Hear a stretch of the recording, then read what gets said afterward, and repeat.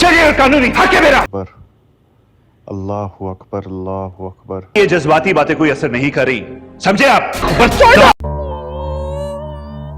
अशहदु अल्ला इलाहा इल्लल्लाह, अशहदु। दोस्तों, ड्रामा सीरियल कभी मैं कभी तुम, जिसमें आप लोग देखने वाले हैं, ये ड्रामा बहुत ही इंटरेस्टिंग बन चुका है।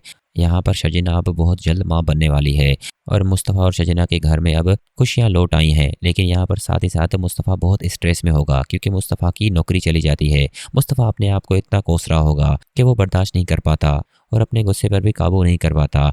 हालांकि उसे शजीना समझाने की कोशिश करती है कि यह सब किस्मत में था और किस्मत में अगर होगा तो हम बड़े आदमी बन जाएंगे, वरना हम ऐसे भी खुश हैं, तुम आखिर समझ क्यों नहीं रहे। लेकिन यहाँ पर मुस्तफ़ा कहेगा, शजीना अब तो हमारा एक नन्हा सा मेहमान भी आने वाला है, हमें अपने बच्चे के लिए भी सोचना पड़ेगा और उसका फ्यूचर सिक्योर करना है। लेकिन यहाँ पर मुस्तफ़ा कहेगा, यह सब अल्लाह की तरफ से है, तुम बस सब्र रखो और अपनी मेहनत जारी रखो। लेकिन यहाँ पर मुस्तफ़ा उसे कहेगा, मैं इतने दिनों से एक गेम प्लान कर रहा था, लेकिन उन लोगों ने मेरा वो प्लान रिजेक्ट कर दिया और मुझे कंपनी से निकाल दिया, मेरी जॉब भी चली गई, अब मेरे साथ क्या होगा? तुम मेरी बात समझ नहीं रही, तो बेहतर ये होगा तुम अपने घर वालों के पास चली जाओ और मुझे यहाँ पर छोड़ दो। लेकिन यहाँ पर दोस्तों शजीना भी ढीठ होगी और किसी कीमत पर मुस्तफ़ा को छोड़कर नहीं जाएगी, चाहे उसकी कितनी भी तबीयत ख़राब हो जाए। वहीं अगले सीन में दोस्तों आप ये भी देखेंगे कि मुस्तफ़ा उसे चीख चीख कर कहता है, मैं अब तुम्हें यहाँ पर नहीं रख सकता, तुम्हारी तबीयत बार बार ख़राब हो रही है, इस वजह से तुम अपने घर वालों के पास चली जाओ। यहाँ पर दोस्तों उसके घर वाले भी शजीना को लेकर काफ़ी परेशान होंगे कि किसी तरह बस शजीना अपनी ज़िद छोड़ दे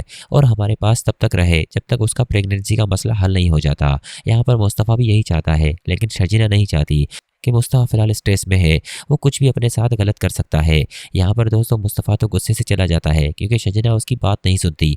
वहीं अगले सीन में मुस्तफ़ा अपने आप को कोस रहा होगा कि मैंने बहुत गलत किया शजीना से शादी करके, मैं खुद तो नाकारा था और निकम्मा था, शजीना को भी अपने साथ लेकर उसकी ज़िंदगी भी तबाह कर दी, वो मेरे साथ बिल्कुल ही डिज़र्व नहीं करती। अब तो हमारा बच्चा भी आने वाला है, हम वो ज़िंदगी आगे कैसे गुजारेंगे? दोस्तों यहाँ पर मुस्तफ़ा बिल्कुल ही ज़िंदगी से हार जाएगा, लेकिन उसके साथ जो बीवी है वो हारने नहीं देगी मुस्तफ़ा को। वहीं दूसरी तरफ दोस्तों आप ये भी देखेंगे कि अदील की अब बहुत जल्द बेइज्जती होने वाली है और वो कंपनी से फायर हो जाएगा क्योंकि कंपनी के लोग उस पर नज़र रख रहे हैं, खासकर रुबाब का वालिद, क्योंकि रुबाब को तो पता ही नहीं है कि उसकी गैर मौजूदगी में अदील उसके साथ क्या कर रहा है। एक तो वो बाहर अफेयर चला रहा है, साथ ही साथ वो कंपनी को भी नुकसान दे रहा है, जिस कंपनी में वो काम कर रहा है उसी कंपनी को वो नुकसान पहुंचाने की कोशिश कर रहा है। ये सब रुबाब के वालिद को तो पहले से ही पता होगा, वो तो बस सबूत इकट्ठे कर रहा होगा कि जहाँ पर अदील गलती करेगा वहीं हम उसे दबोच लेंगे। वहीं अगले सीन में दोस्तों आप ये भी देखेंगे कि अदील तो नताशा के साथ बार बार मिलने की कोशिश करता है और नताशा भी बहुत खुश होगी। यहाँ पर एक दूसरे से वो अच्छी ज़िंदगी गुजार रहे होंगे। कंपनी का एक मुलाजिम जो उनकी फ़ोटोग्राफी बना लेगा और ये सब वीडियोज़ रुबाब के वालिद को चली जाएगी। यहाँ पर दोस्तों अदील भी अब बेइज्जत होने वाला है क्योंकि उसने अपने माँ बाप के साथ जो बुरा किया, साथ ही साथ दोस्तों यहाँ पर उसने मुस्तफ़ा और शजीना के साथ भी अच्छा नहीं किया, तो उसके साथ कैसे अच्छा हो सकता है।